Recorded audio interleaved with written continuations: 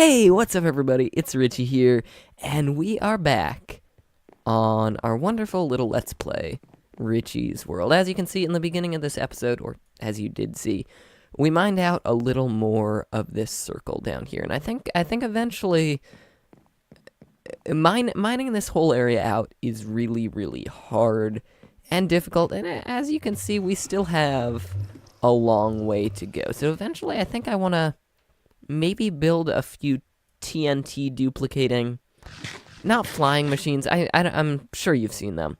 They're these cool little contraptions that are made of slime blocks, and they move TNT in a confusing way, which causes it to essentially duplicate, so we can make a little rain of TNT and make a quarry that will clear the bulk of this area out. However, I don't think I've got any slime at all on this world. The reason for that is that I've never seen a swamp. And slime chunks are a little rare. I haven't ran into one of those yet. Maybe not in this episode, but one of the things we do really need to do is find a slime chunk. But for now, we have to get this sorted out. That was not an intentional pun, but it was a pun because this is the future site of our item sorter. Let me grab a ton of wood right here.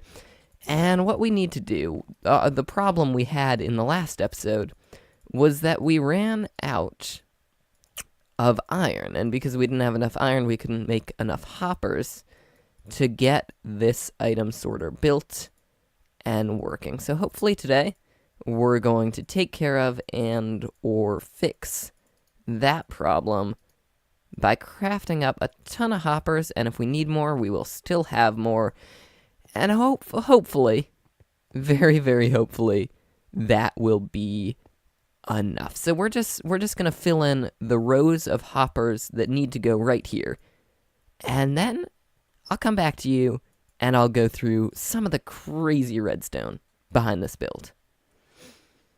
Well, guess who ran out of iron again?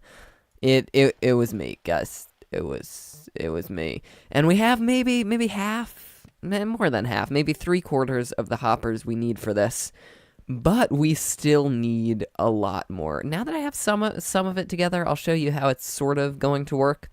Basically, we'll have an input chest here, and it's going to run into this line of droppers, and basically they're going to shoot all of these items up to the top, where it'll come out here into a row of hoppers and scooch over one block and go into that dropper, which is just there to function as a chest. It doesn't do anything. And then down this line of hoppers. And as it's falling down this line, the hoppers are going to be freezing and unfreezing, meaning that because they're being unpowered and powered, the item, essentially when it falls down, it's going to come to this chest, and it's going to stop in that hopper and check if it can fit in that chest, and then go down one and check, and go down one and check. And we'll have our chests all the way filled up, not with one of each item. Every slot will be filled up. So say if it was going past here and it was a cobblestone block, it'd say, hey, there's an empty slot here, I can fit into that. But if it was a fish, it wouldn't go there because a hopper could not push a fish into this chest because it's all the way filled with cobblestone blocks, even though they're not stacked all the way up. I hope that made sense. And then once it comes down, it's going to go over into the next line, and you guessed it, the next line is going to move one over again and go down, and there's a lot of complicated redstone behind it, but the idea and the process is pretty simple. However, we're still a good amount away from that. We need... I mean, this project is incredibly compact. That tiny area right there, where most of the chests are despawned, it's actually almost as big as the storage system I had last season. And if you remember, it was really big. But this is more compact than it. When I say it's almost as big, I mean it almost has the same amount of chests. But in terms of width, at least, it does not take up close to the same amount of area, blah, which is cool.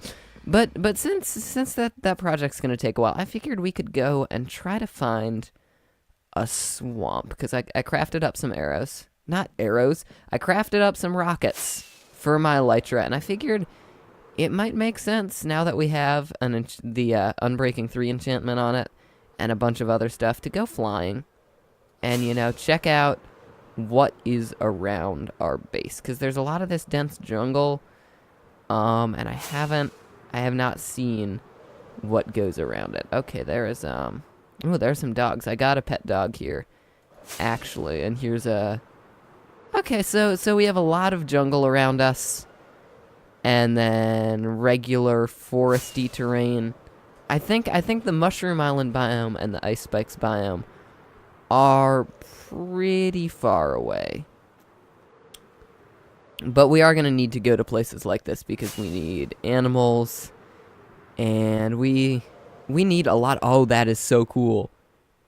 Let me F3 and take a screenshot of that thing's location, because that is like a crazy flower forest thing. Oh, that's awesome. And here is our swamp. That's where we could kill, hopefully, some slime. There's not a witch hut here, right?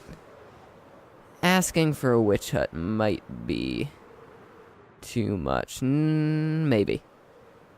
Maybe this area goes on along that way. No, I don't think there's a witch hut here, which is pretty fine, pretty cool. I know where the Ocean Temple is in the completely opposite direction, but here we have just a nice flowery plain. You know, maybe I'll grab some sunflowers. Come on, let me land. Why did I take damage there? There we go. Sunflower, picked up. Check our recipes. Is there anything? I mean, we're not gonna try to move these sheep, but oh. Flower forest biomes are so unbelievably cool. Oh, there's a bunny! There's a bunny! Oh, this is so awesome. We'll maybe make a portal out here at some point so we can get everything in, because the jungle is fun, but like when you're in the jungle, you can't really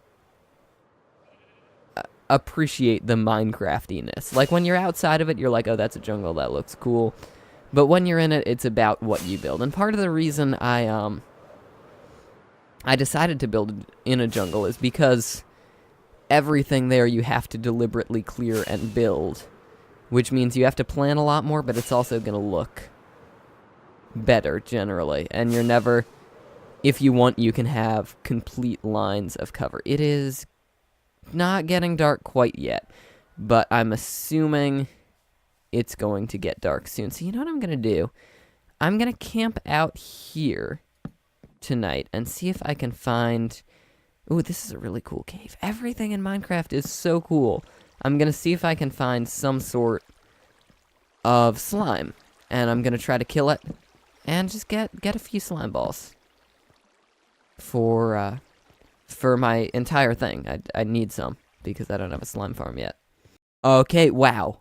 We are ridiculously lucky because tonight, for some reason in Minecraft, is the full moon. And for those of you who don't know, when there is a full moon,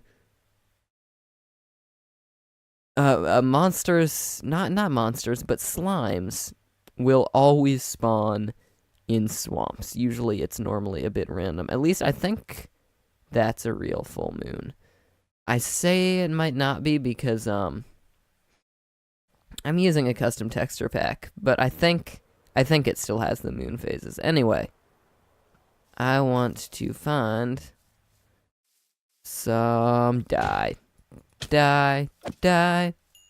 some slimes, which should be spawning around here somewhere. All right, I guess my texture pack just shows the full moon every night, maybe? I'm not sure. I'm not. Or maybe that's the new moon because it isn't bright. Maybe that's the new moon, in which case slimes never spawn. But in any case, there are no slimes to be found here. So, very, very regrettably, we are going to fly. I don't think that ways back home. We are going to fly back home and see what we can do next. All right, guys, we might have gotten a little bit carried away with this one. It is I don't know what to say. It looks exactly the same in the front, but if we go around the back, you can see that we started work on all of this redstone. Basically, we're not almost done, but we have a very good amount of it done. Basically, this entire thing right here, this setup with these torches, this comparator, and this observer block is an elevator. An elevator for items, that is, which sort of should be obvious, but you never know. If we go in here, you can see if I throw an item down right here, we can wait a few seconds, and it shoots out the, oops, we started an infinite cycle. Now it went into this one. Now it's going to shoot out the top of there. Please let me, yes, I got it. And this is basically just a really cool clock that's going to lift all our items up from the bottom, run them down through one of these layers, and then move to the next layer and do it again. And it's, I mean, I tried to explain it already. It's something that can be a little hard to grasp if you've never seen something like this before. But basically, we have our chest here. The items go down through into this, and then into here, and that activates this comparator, which activates this really cool clock. Basically, when we throw one right here, you can see those torches go up. It's activating each dropper, which is each pointed into the next one, to send the item up really fast with that redstone circuit. And from there, when it's finished, there's actually going to be a hopper, a line of hoppers up here, where this dropper's pointed out, that goes into this dropper right here. There's no redstone on that. It doesn't do anything. It's just to hold the items. You could put a hopper there if you wanted. And then the item's going to drop down. And actually, the circuit for going down is pretty similar. It works on the same principle. These hoppers are getting activated and unactivated frequently, except with a hopper, unactivation doesn't move an item. It stops item movement. So each item will stop to check if it can fit in each chest, and then it's going to go down, it's going to go into the next elevator, into the next row of chests, and it's going to cycle all the way around like that until it gets to the end, or is sorted. So the only thing we have to do, really, is add the rest of the hoppers in here, add the hoppers up top, and then we'll be good. You might notice something a little bit different over here. If you look at those hoppers, you can see that they have, you can't see the hoppers, they have little arrows. Sorry. They have little arrows in them pointing in the direction that they're going. And I added that for the sake of building this, but I think I'm going to keep it. What I'm doing is using a little texture pack called, what's it called? It's like Vanilla Tweaks or something. I think it's that. It's by Exuma. And it's just tiny little tweaks to vanilla Minecraft. And it's a modular resource pack. You can choose which things you want and which things you don't, and then download it. It's on his website. I'll link that in the description. But I've added a bunch of cool things into my world. I tested it out. A lot of the things I didn't like, so I removed. But a lot of them I wanted to keep because they were completely awesome. One of those was the hopper arrows. I'm trying to think of what the other ones were. Oh, there was a lot of stuff. I can't remember it. Oh, some 3D models. We have some ladders right here that is actually a 3D model. The blocks in the nether are a little brighter Dark oak is a little bit brighter. Just little things. Let me find a broken tool. Oh yeah, broken tools look really, really screwed up, which I kind of like. Like, that's cool. I would have liked it to slowly go down on a gradient instead of just being broken, not broken.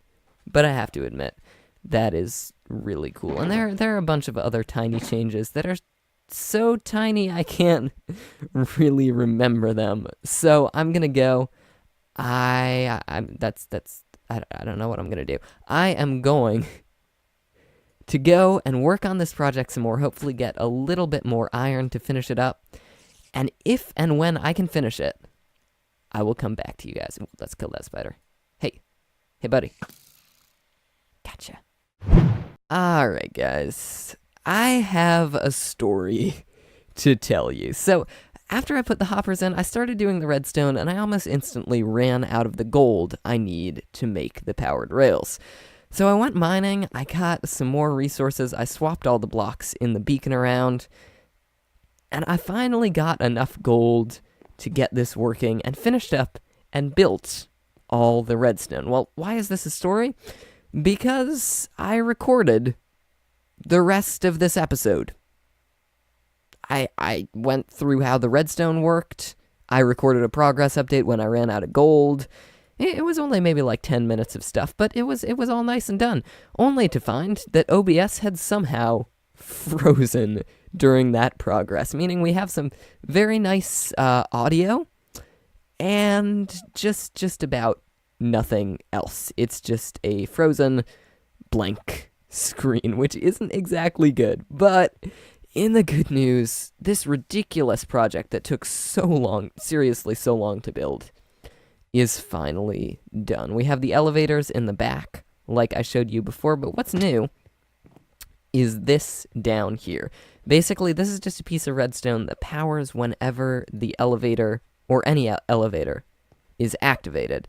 And it goes and powers these two repeaters here, which power a redstone clock. Now, I know this is really fancy and complicated, but what this basically does is this line of comparators keeps the signal on for a longish time, enough time for this elevator, if there was an item here, to go all the way up and all the way into the next elevator, in which case it would be activated again and kept going. So it's just a thing that keeps the signal going until there are no more items, and then it runs into this, which is just essentially a system, a little clock, if you will, that turns these torches on and off. And those torches have been doing what I was talking about before. They activate the system that blocks and unblocks the hoppers right here, and it's actually done in quite a clever way. We have instead of using redstone, we're using rails because they're less laggy. They cause a lot less updates because they don't have things like power levels, and they were never really intended to be used for any fancy machinery, so they're very lagless. So instead of activating redstone dust, we activate a rail here, and that rail activates this observer block, which sends a quick pulse into this repeater right here, and that happens in the entire line. So basically, one line of hoppers freezes, the next line of hoppers freezes, the next line of hoppers freezes, so the items all slowly just go down, each time checking to see if they can fit into any of these chests. And I have to say, this thing, okay, it took forever to build. It was ridiculously complicated. It took an insane amount of resources, especially for pretty early game, which is where I'm at right now. But when I allocate this, which I'm not going to do in this episode because that will take quite a long time and be kind of boring, it will be so ridiculously amazing. I've stress tested it. I can run this entire system while staying, above 90 frames per second, which for my little computer is great because the storage system we built last season, Tango's old design, is very laggy, and I think I pulled a solid 40, 30 frames per second, equipped with loud noise and jitters whenever I was using that system. So now, I can't even tell when it's on. The other one, it was loud noise and lag. What's going on? Oh yeah, the sorter's on. But this one, let's see. I filled up the first row with cobble, and this very first chest if I can reach it, is allocated for cobble. You know what? Just to demonstrate, let's allocate half of it for cobble, have some granite like right here, and some dirt. Oh gosh, I can't do this. And some dirt here, and some observers, and some gold. Let's see if we can remember everything we put in there. But if we just throw like some those items in here, it's like cobble and granite and dirt and observers and gold, right? And just let that system run. We're going to see in just a few seconds, or probably before I can even get up there, everything filtering right into here. Yeah, here comes the cobble. When that's finished, we'll get the observers and the gold and the dirt and the granite. And that's essentially how every chest is going to work. So we can allocate them however we want. Yeah, here comes the granite. This is really, really awesome. And we can allocate every single chest like this to have storage for everything we want in a very customizable and cool way. Let's just check out the redstone we have running right here. Like, you can see this.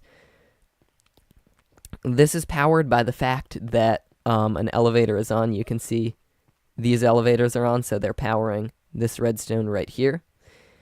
And then, as long as this is powered, this is just a circuit to keep it powered after it goes out. But as long as it's powered, it's going to create this little circuit right here, which turns the torches on and off up here, which if we can, hopefully we can get there in time.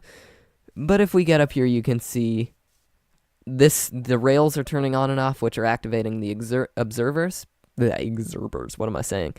That turn these hoppers on and off very fast. You can see, like, here, this one's locked, this one's locked. They just switch back and forth. So the item keeps checking to see what it can fit into and dropping back down, which in my opinion is hecking cool. I think we're done. Oh my gosh. Thank you so much for watching this video. If you liked it, please hit that like button. I'm sorry if it was long and tedious, or if this recording messed up, because I don't even know what I would do if this recording messed up. Yeah, thank you so much for watching. Oh my gosh. Once we get it all set up, it's gonna be awesome. And until the next time, do we have any fireworks? Let me get some fireworks. Just hold that until the next time. Thought. Pretend I never said those words. Where are you? Where I really need. Come on. There we go. And until the next time, this has been Richy, and I'm out. I'll see ya. Oh crap, we're stalling. We're stalling. Bye guys.